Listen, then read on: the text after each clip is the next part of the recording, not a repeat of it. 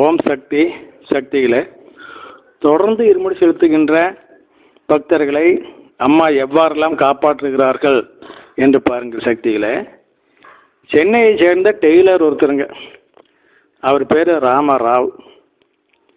ஒரு சின்ன வீடு, அந்த வீட்டு முன்னால் ஒரு ஒட்டு திண்ணை, அதில் ஒரு மிஷினை வச்சு அவர் தைச்சிக்கிட்டு இருந்தாருங்க. வாடகை வீடு. என்ன ஆச்சு, ஒரு 10-20 வருஷமா அங்கே இருக்கார். வீட்டுக்கார் ரொம்ப காலமாக இருக்கிறான். கடைசியில் இவன் வீட்டை சொந்தம் கொண்டாடிட்டு என்ன பண்ணுறது அப்படின்னு சொல்லி அவரை காலி பண்ணுறதுக்கு ஏற்பாடு பண்ணுறார். இவர் காலி பண்ண மாட்டேங்கிறார். வாடகை பல மடங்கு அதிகமாக சொல்லி கேட்குறாரு. கடைசி என்ன ஆகி போச்சு, அந்த வீட்டுக்காரர் நான் அந்த வீடு குடிச்சவராக போச்சு, நான் இடித்து புதுசாக கட்ட போகிறேன், ஆனால் இந்த ராமராவ் வீட்டை காலி பண்ண தரமாட்டேன்னு அடம் பண்ணுறாரு, அதனால எனக்கு வீட்டை காலி பண்ணி கொடுக்க சொல்லி உத்தரவு ஓடுன்னு சொல்லி கோர்ட்டுக்கு கேஸ் போயிட்டார். கோர்ட்டில் கேஸ் நடந்துகிட்டு இருக்குது. அதுக்காக இவர் அந்த புதுசாக கட்ட போகிற கட்டடத்தினுடைய வரைபடம், அதுக்கு சென்னை மாநகராட்சி கமிஷனருடைய அனுமதி கடிதம், அந்த அடுத்தது இந்த மாதிரி முக்கியமான ஆவணங்கள் எல்லாம் அவர் கோர்ட்டில் தாக்கல் பண்ணியிருக்காருங்க. இந்த நிலையில் இந்த ராமராவ் என்ன பண்ணுவார், ஏழை பக்தர், அம்மா வேண்டிக்கிட்டு இவர் ஒரு வக்கீலை வச்சுருக்காருங்க. இதை அப்படியே கேஸ் ஒரு வழியாக கடைசியை இழுத்துக்கிட்டு போய் ஜட்ஜ்மெண்ட்டுக்கு முன்னால் என்னாச்சு, இந்த வக்கீலினுடைய அம்மா இறந்துட்டாங்க. அதனால் அவர் அந்த கடைசி வாய்தாக்கு வர முடியாதுன்னு இவரை கூப்பிட்டு சொல்லிக்கிட்டார். இவர் திடீர்னு வேற வக்கீலுக்கு எங்கே போவார், கையில் காசும் இல்லை. சரி, அம்மாவை மனமுறை வேண்டிக்கிட்டு இவர் கோர்ட்டுக்கு கிளம்புறாரு சைக்கிள் தூக்கிட்டு.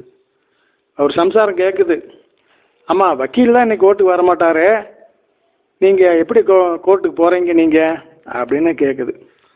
ராமராவ் சொல்கிறாரு, நான் பெரிய இடத்துல சொல்லிட்டேன், அவங்க பார்த்துப்பாங்க அப்படின்னு அம்மாவை குறிப்பிட்டு சொல்லிட்டார்.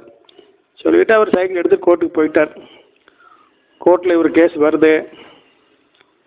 வந்தவுடனே ராமராவ் ராமராவ் ராமராவ் ராமராவ் சாட்சி கூண்டில் நிற்கிறார்.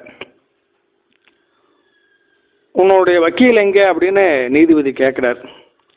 அவர் இன்னைக்கு வரலைங்க, அவர் அவங்க அம்மா இறந்து போச்சு அப்படின்னு சொல்றதுக்கு வாய் எடுக்கிறாரு. அவரை பேச விடாம திடீர்னு அங்கே ஒரு வக்கீல் எந்திரிச்சு, இந்த ராமராவுக்காக நான் பாதாடுகிறேன் அப்படின்னு சொல்லி வக்காலத்தை கொடுக்குறார். அவ்வளோதானுங்க. அந்த புதுசாக வந்த வக்கீல் எல்லாம் மிகப்பெரிய உருவம், தொந்தியும் தொப்பரையுமா இருக்காரு, பெரிய மூக்கு. அவர் கோர்ட்டில் பேசுகிறாரு. என்னன்னு பேசுகிறாரு, இந்த கேஸ் ஃபோர்ஜரி கேஸ், ஃபோர்ஜரியா எல்லாமே செஞ்சு என் கட்சிக்காரர் மீது அபாண்டமாக பழி சுமத்தப்பட்டிருக்கிறது அப்படின்னு அவர் வாதம் வைக்கிறார். அதுக்காக அவர் சொல்ற பாயிண்ட்ஸ் எல்லாம் பாருங்க. இந்த கட்டட வரைபடத்துல சென்னை மாநகராட்சி கமிஷனுடைய கையெழுத்து போட்டிருக்கிறாங்க. அவர் பேர் அப்ப கமிஷனர் இருந்தவர் பேரு சீனிவாசன். அந்த கையெழுத்து தான் இதுலயும் போட்டிருக்குது. ஆனா இந்த கையெழுத்து போட்ட தேதியில அவர் சென்னை மாநகராட்சி கமிஷனரா இல்லை. அதுக்கு 3 மாசத்துக்கு முன்னாலேயே அவரு திருச்சி மாவட்ட கலெக்டராக ப்ரொமோஷன் செய்யப்பட்டு அவர் அங்க போயிட்டார் 3 மாசத்துக்கு முன்னாலே.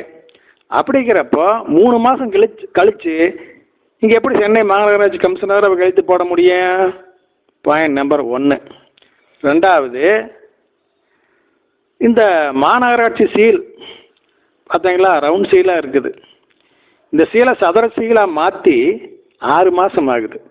ஆனா இங்க கோர்ட்ல கொடுத்துருக்கிற ஆவணத்துல ரவுண்ட் சீல் தான் இருக்குது. எனவே இந்த சீலும் ஃபோர்ஜரி, கையெழுத்தும் ஃபோர்ஜரி, சீலும் ஃபோர்ஜரி. அதனால கணம் கோட்டார் அவர்கள் இந்த வழக்கை தள்ளுபடி செய்ய வேண்டும் அப்படின்ட்டார். அவ்வளவுதானுங்க.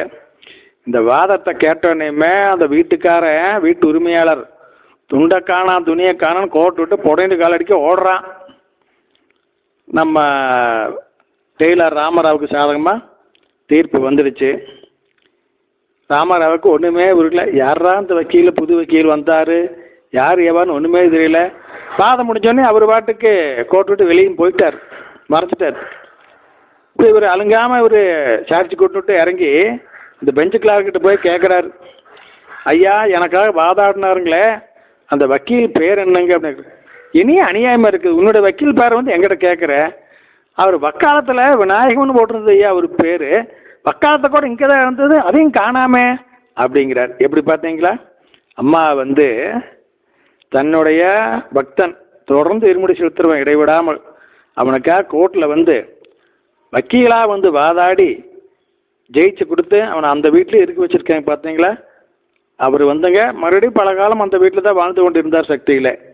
இப்படி இந்த இன்னல் தீர்க்கும் இருமுடி எதை வேண்டுமானாலும் செய்யும் சக்திகளே. ஓம் சக்தி.